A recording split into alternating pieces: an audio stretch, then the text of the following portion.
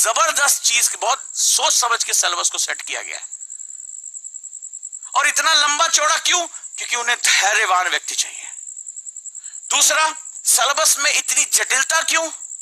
क्योंकि उन्हें ऐसा व्यक्ति चाहिए जो प्रेशर को डील कर सके। क्यों? क्योंकि यहां उसको क्या चाहिए? धैर्य चाहिए। कोई कह रहा नहीं मुझे आज ही दो, आज ही दो, तो तुम रातों रात हॉस्पिटल थोड़े ना खड़ा कर दोगे। मान लो तुमने हॉस्पिटल बना भी दिया, डॉक्टर कहां से लेकर आओगे? प्रैक्टिकली सोच के देखो। कोई कह नहीं अरे बाबूजी बहुत दर्द हो रहा है, पेट का ऑपरेशन कराना है, बोले डॉक्टर नहीं है, तो तुम उससे पूछ के खुद देखना किसी दिन, चाहे वो कितना गरीब, बोले वो पंचर बनाता, उससे सिलवा दे क्या तुम्हारा पेट? वो पंचर बड़ा सही, जो टायर बड़ा सही सिलता है, ट्यूब, पेट भी तुम्हारा सिल ही देगा। तो गरीब से गरीब आदमी का तेरे के ऑफिसर हो के तुम यमराज के दो एजेंट हो बे, तुम पंचर वाले से हमारा पेट सिलवाओगे? नहीं करेगा वो कभी। बोले डॉक्टर साहब को बोलो। अब डॉक्टर जेब में तुम्हारे थोड़े रखा है। एक डॉक्टर को तैयार होने में सालों का वक्त। तारी के रूप में एक ऐसा व्यक्ति चाहिए जो यूपीएससी की जरूरत को समझे। वो ग्रेजुएशन का नहीं एग्जाम है, ना उसको किसी एग्जाम में टॉप करना है। इस जो स्तर है कि लोगों के जीवन स्तर में सुधार लेकर आ सके और एंड पॉइंट डिलीवरी की तरफ खोज कर सके। तो क्या बताए, इसमें धैर्य होना चाहिए, पेशेंस, प्रेशर को डील कर सके। अब तीसरी बहुत इंपॉर्टेंट चीज, क्यों सिंपल बैकग्राउंड के लड़के आईएएस बन जाते, लड़कियां आईएएस बन जाती, इसका जवाब अब तुम्हें देने जा रहा हूं। अब एंड पॉइंट डिलीवरी, सरकार ने कहा कुछ भी करो ये सबको टीका लगना चाहिए। अब सरकार ने थोड़ा ना कहा कि भैया वो वाले इलाके में बसें नहीं जाती, तुम जसूर जाओगे कहां से? तुमने देखा था जो हमारे कोविड योद्धा थे वो पैदल पैदल नदियां पार करके बेचारे वैक्सीन देने गए थे। नक्सलाइट इलाकों में गए थे, वो दुर्गम क्षेत्रों में, जहां मतलब सरकार ने कहा तुम्हें टीका लगाना है। अब ये बात जो कहने जा रहा हूं बड़े ध्यान समझना कि क्यों कोई भी सिंपल लड़का आईएएस अधिकारी बन सकता है अगर उसके पास ये चीज है जो मैं अब तुमसे बताने जा रहा हूं। तो क्या करेगा?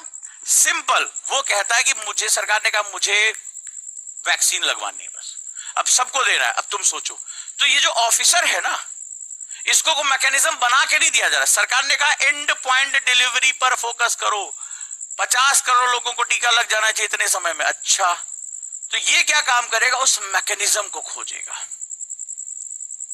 उस तरीके को खोजेगा कि कैसे होगा। तो अधिकारी ऐसे भी थे जो देखे कि हॉस्पिटल में बेड कम है, तो देखे फलाना एक जो स्टेडियम खाली पड़ा हुआ है, कोई नहीं आ जा रहा है, बोले बनाओ इसको हॉस्पिटल, बनाओ, लगाओ बेड यहां पे, सबको बिठाओ।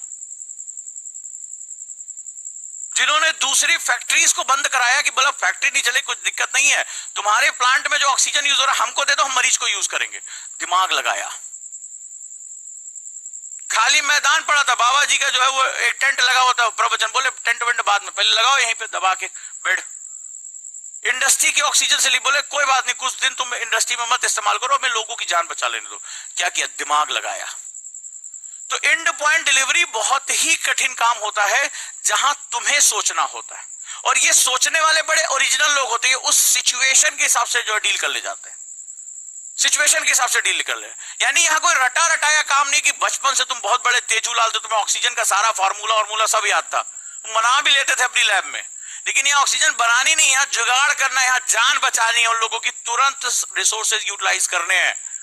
चक्रवात जो आ रहा है वहां से कैसे लोगों को बचाना, ये तुरंत के तुरंत प्रेशर में सोचना है। और बहुत लोगों की हालत ऐसी होती है, खासतौर पे जो अपने बंद कमरों में बहुत लंबे समय तक पढ़ाई कर रहे हैं, तेजूलाल माने जाते हैं, जैसे प्रेशर पड़ता है उनका दिमाग भी बंद हो जाता है बताना। और यहीं पर कुछ ऐसे होते हैं जहां प्रेशर पड़ा उनका दिमाग चलना शुरू हो जाता है, ऐसे लोगों को ही यूपीएससी पकड़ के अपने ले जाती है।